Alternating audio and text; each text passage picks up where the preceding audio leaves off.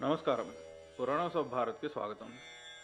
శ్రీ శివమహాపురాణం శ్రీ శివమహాపురాణ మహత్యము అధ్యాయం 2 మరియు 3 ప్రారంభం. శివపురాణం వినుట వలన దేవేంద్రునకు శివలోక ప్రాప్తి కలుగుట, చంచులతకు పాపభీతి తొలగుట, ప్రపంచము నుండి వైరాగ్యము కలుగుట. సౌనక మహాముని ఇట్లు నుడివెను: సూత మహర్షి, నీవు అదృష్టవంతుడవు, ధన్యుడవు, పరమాత్మతత్వము నెరగినవాడవు. మమ్మలను కరుణించి మిగుల అద్భుతము దివ్యము అయిన ఈ కథను వినిపించితివి. ఈ కథకు సమానము శ్రేయస్కరమైనది ఈ భూమండలమున వేరొకటి లేదు. ఈ విషయమును నేడు నీ దయచేత నిశ్చితముగా తెలుసుకొంటిమి. ఈ కథ వలన కలియుగమునందు ఎటువంటి పాపులైనను పరిశుద్ధులగురు. అట్టి వారిని గూర్చి దయతో సెలవిండు. ఈ ప్రపంచమును చరితార్థము చేయుడు. సూత మహర్షి నుడివెను: మునీంద్ర, పాపియు దుష్టుడు కామక్రోధాదులలో నిరంతరము మునిగి ఉండువాడు కూడా ఈ పురాణమును చదువుట వలన నిర్మలుడగును. దీనిని చక్కగా శ్రవణము చేయుట వలన పాపములు పూర్తిగా నశించునను విషయమును గుర్తించి మునీశ్వరుడు ఇట్టి ప్రాచీన ఇతిహాసమును ఉదహరించుచుండును. పూర్వకాలమునందు కిరాతక నగరంలో ఒక బ్రాహ్మణుడు ఉండేవాడు. అతడు జ్ఞానహీనుడు, మిగుల దరిద్రుడు, కళ్ళు అమ్ముకొని జీవించేవాడు. వైదిక ధర్మమునందు విముఖుడు, స్నాన సంధ్యాది కర్మలు చేయక భ్రష్టుడయ్యను. వైశ్యవృత్తి అందు తత్పరుడై ఉండెను. అనగా సమస్త కార్యములను వ్యాపార దృష్టితో చూచెడివాడు. వాని పేరు దేవరాజు. తన్ను విశ్వసించిన వారిని మోసగించుచుండెను. అతడు బ్రాహ్మణులను, క్షత్రియులను, వైశ్యులను, శూద్రులను, మిగతా కులముల వారిని కూడా అనేక నేపములతో వంచి వారి ధనము నపహరించెడివాడు. కానీ ఆ పాపి ఏ కొద్ది ధనమును కూడా ధర్మకార్యముల యందు వినియోగించెడివాడు కాదు. వేశ్యలతో గడుపుతూ అన్ని విధముల ఆచారభ్రష్టుడయ్యను. అతడు తిరుగుచూ ఒకనాడు దైవ యోగమున ప్రతిష్టాపురమున వచ్చి చేరను. అచటనతడు ఒక శివాలయమును చూచెను. అందు చాలామంది సాధువులు ప్రోగై ఉండిరి. దేవరాజు పరమేశ్వరాలయములో బస చేసెను. అప్పుడు ఆ బ్రాహ్మణులకు జ్వరము వచ్చెను. అతడు ఆ జ్వరము చేత మిక్కిలి బాధపడుచుండెను. అచట ఒక బ్రాహ్మణోత్తముడు శివపురాణ కథా ప్రవచనము చేయుచుండెను. జ్వరపీడితుడైన దేవరాజు నిరంతరము ఆ బ్రాహ్మణ దేవత ముఖారవిందం నుండి వెలువడు శివకథను వినుచుండెను. ఒక నెల తరువాత ఆ జ్వరముచే అత్యంత పీడితుడై అతను మరణించెను. యమకింకురులు అచ్చటికి వచ్చిరి. పాశములతో బంధించి బలవంతముగా అతనిని యమపురికి తీసుకొని పోయిరి. ఇంతలోనే కైలాసం నుండి పార్షద గణము అచ్చటికి వచ్చి చేరను. అప్పుడు గౌరవర్ణము కలిగిన శివ పార్షదులు కర్పూరము వలె ప్రజ్వలించుచుండిరి. చేతులు త్రిశూలముచే సుశోభితములై ఉండెను. వారి శరీరావయవములన్నీయు భస్మము చేత వెలుగులీనుచుండెను. రుద్రాక్షమాలలు వారి శరీర శోభలను ఇనుమడింపచేయుచుండెను. వారందరూ మిగుల కోపముతో యమపురికి వచ్చి చేరిరి. యమదూతలను కొట్టి హింసించిరి. మాటిమాటికి వారిని బెదిరించుచు దేవరాజును వారి చెర నుండి విడిపించిరి. ఆశ్చర్యకరమైన ఒక దివ్య విమానము మీద కూర్చుండబెట్టి శివదూతలంతనిని కైలాసమునకు తీసుకొని పోవుటకు ఉద్యుక్తులైరి. ఇంతలో యమపురమునందు గొప్ప కోలాహలము వ్యాపించెను. ఆ శబ్దములను విని యమధర్మరాజు తన భవనము నుండి బయటకు వచ్చెను. సాక్షాత్తు అపర రుద్రుల వలె వెలుగొందు ఆ నలుగురు దూతలను చూచి ధర్మము నెరగి ధర్మరాజు వారిని విధిపూర్వకముగా పూజించెను. జ్ఞాన దృష్టితో విషయమునంతయు తెలుసుకొనెను. భగవంతుడగు దేవదేవుని దూతలు మహాత్ములు. యమధర్మరాజు భీతిచే వారినేమీను అడగలేదు. వారిని సత్కరించి ప్రార్థించెను. తదుపరి శివదూతలు కైలాసమునకు వెళ్ళిపోయిరి. అచట వారు ఆ బ్రాహ్మణుని దయాసాగరుడగు సాంబశివునికి అప్పగించిరి. సౌనకుడు పలికెను, సూత మహర్షి, మీరు కడు భాగ్యవంతులు, సర్వము నెరగినవారు, ధీయుతులు. మీ కృపా సముద్రము వలన నేను మాటిమాటికి కృతార్థుడనగుచున్నాను. ఈ కథను వినుచున్న నా మనస్సు పరమానందమగ్నమగుచున్నది. ఇప్పుడు మీరు పరమశివుని యందు భక్తి శ్రద్ధలు పెంపొందించడి ఆ స్వామిని గూర్చిన వేరొక గాథ వినిపింపుడు. సూతుడిట్లు వచించెను, సౌనక వినుము. నేను నీకు గోపనీయమైన కథా వస్తువును కూడా వర్ణించి వివరించెదను. నీవు శివభక్తులలో అగ్రగణ్యుడవు, వేదాగ్నులలో శ్రేష్ఠుడవు. సముద్ర తీర ప్రదేశమునందు భాష్కలమును పేరుగల గ్రామము గలదు. అచట వైదిక ధర్మ విముఖులైన బ్రాహ్మణులు నివసించుచుండిరి.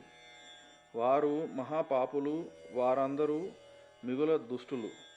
వారి మనసులు కలుషితములై విషయభోగముల యందు ప్రవర్తిల్లుచుండెను. దేవతల మీద కానీ అదృష్టము మీద కానీ వారికి నమ్మకం ఉండేది కాదు. వారందరూ కుటిల ప్రవృత్తిని కలిగి ఉండేవారు. వ్యవసాయం అనురించుచు రకరకములైన మారణాయుధములను తమ వద్ద నుంచుకొనిడివారు. వారు వ్యభిచారులు, దుష్టులు. జ్ఞాన వైరాగ్యములు, సత్యధర్మ ప్రవర్తనయే మానవుని పరమ పురుషార్థమని వారికి తెలియనే తెలియదు. ఈ విషయమును వారు ఎరుగనే ఎరగరు. వారందరూ పశుబుద్ధి కలిగిన వారు. వీరి వలనే ఇతర వర్ణముల వారు కూడా కుత్సితమైన ఆలోచనలు కలిగి స్వధర్మ విముఖులై దుష్టులై ఉండిరి. వారు నిరంతరము నిందనీయమగు కర్మలయందు లగ్నమై ఉండేవారు. నిత్యము విషయభోగానుభవములందు మునిగి ఉండేవారు. అతడి స్త్రీలందరూ కూడా కుటిల స్వభావులు, విచ్చలవిడిగా ప్రవర్తించువారు, పాపాసక్తులు, కుత్సితమైన భావములు కలిగిన వ్యభిచారిణులు. సత్ప్రవర్తన సదాచారములు వారిలో మచ్చుకైనను లేకుండెను. అచట ఈ విధముగా దుష్టులే నివసించుచుండిరి.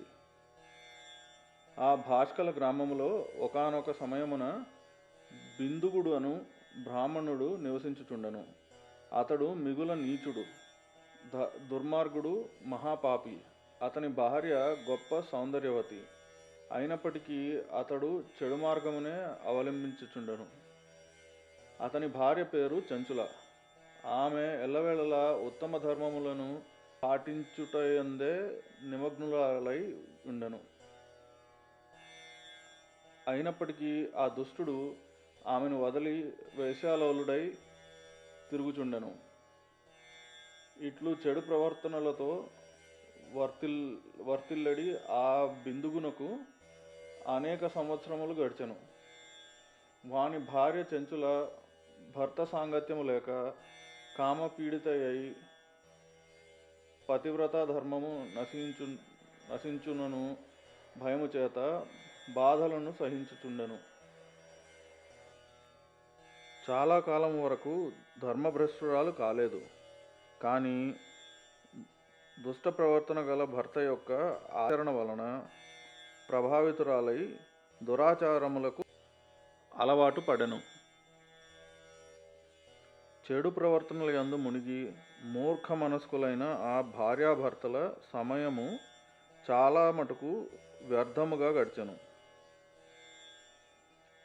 తదనంతరము బిందుగుడు ఒక శూద్రజాతి వేశ్యకు భర్త అయ్యను.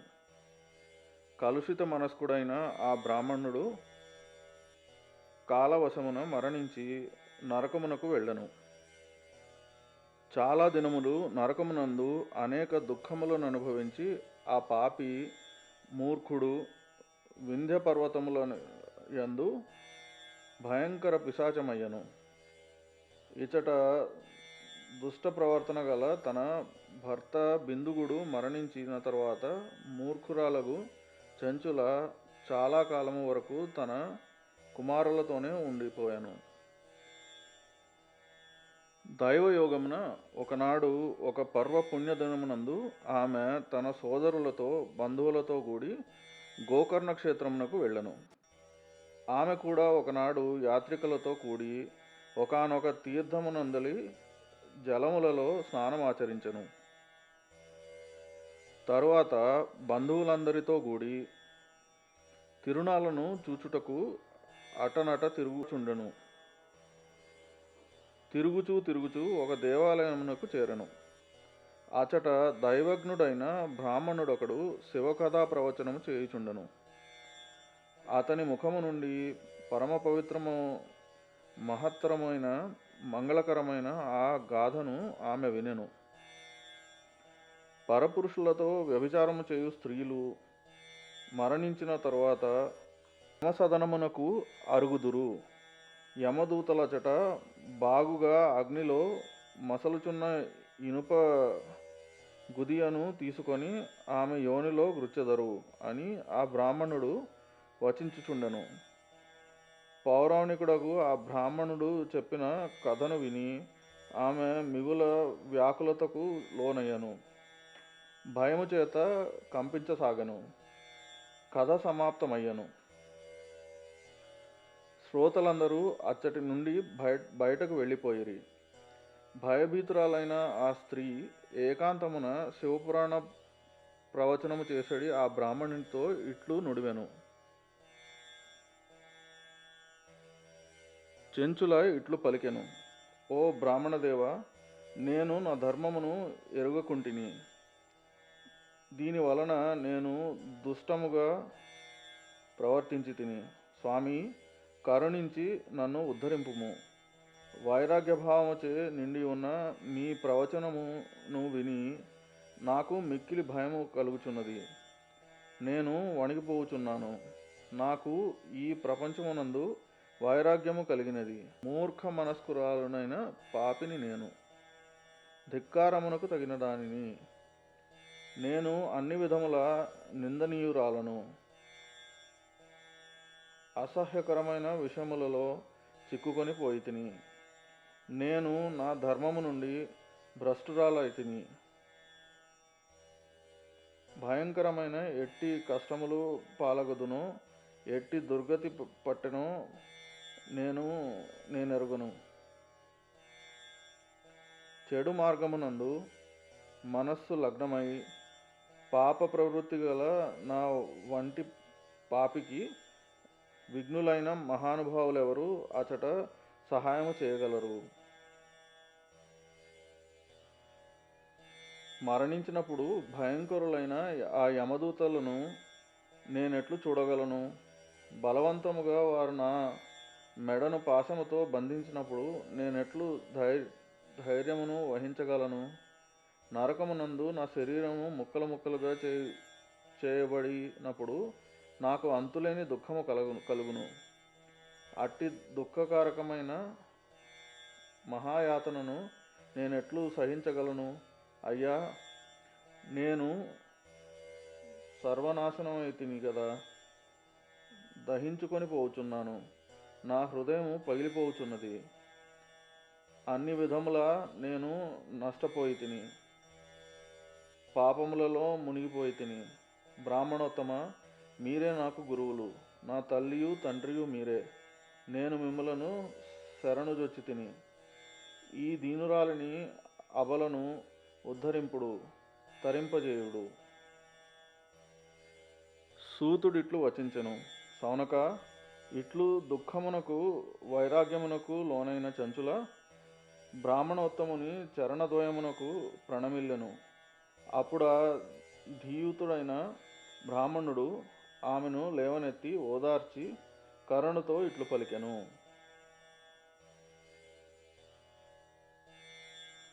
అధ్యాయం 2 మరియు 3 సమాప్తము.